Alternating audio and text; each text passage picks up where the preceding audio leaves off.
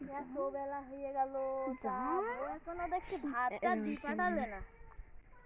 তা যে বউ ভাত দি পাঠাবেন তো নাকি জানি, দেখি আর একটু কাজ টাজ করি। সে বউ বাপের বাড়ি গেছি, তার ঠিক নেই।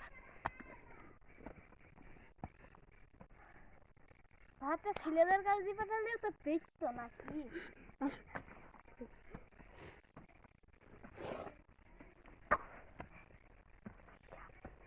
বাবা ভাত নিয়ে আইছি, সকালে তুমি কিছু খাও। তুমি এখন আইছো ভাত নিতি, তোমার কোনো কাজ কারবার হয় বলো দিনে? না তুমি বসে খাও। তোর মা এখন গিয়েছে? ওই শ্বশুর বাড়ি গিয়ে।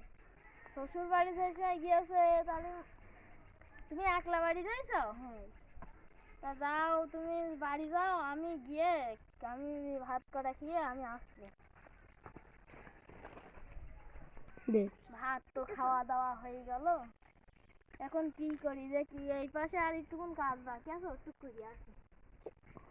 আমার এইটুখানি জমির কাজ তুমি শেষ করতে পারলে না, ফাঁকে ফাঁকে মারতাও নাকি? না, আপনার জমি ফাঁকি মেরে আমি কি করবো? আজ এমনি বউটোকে বাড়ি নেই তো, সেজন্যই মনে করো যে আমার ভাতটা আজ দেরি করে গেছে।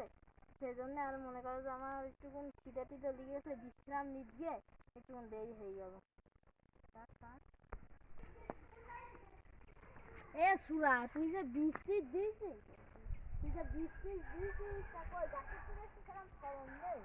আমি বৃষ্টি তো আমাকে তুই খাওয়া জানালি, এই যে গাছে দুবার ফল হলো না, তুই ভালো মতন চাষ টাস করতে পারছিস রে। তোর বুঝলে ওরা আমি কাজের থেকে কিন্তু বের করবো না। দয়া ও ভাই কাজটা বের করেন না। যখন বললি দাঁড়া, তোর আমি একটা ব্যবস্থা নিচ্ছি।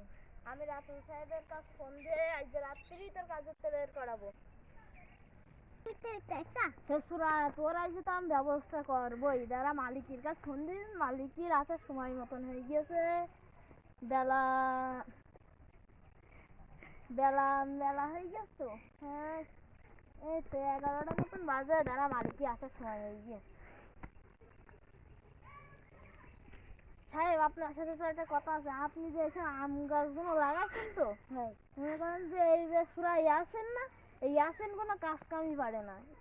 কি বলছেন তাই বলেন, এর এখন বাদ দিতে হবে আমাদের কাজের থেকে। এর বাদ দেওয়া বাদ দেওয়া লাগবে না, থাকবে থাকো। তা আপনি যখন বলছেন, কিন্তু এরপরে যদি দ্বিতীয়বার যদি ভুল টুল হয়, তারপর আমি কিন্তু রাখতে পারবো না। এটা কিন্তু আপনার আদেশ। বলো সুরা, তুই কিন্তু ভালো মতন ফিরে রাখিস, বলো দ্বিতীয়বার কিন্তু আমি এসব করতে পারবো না।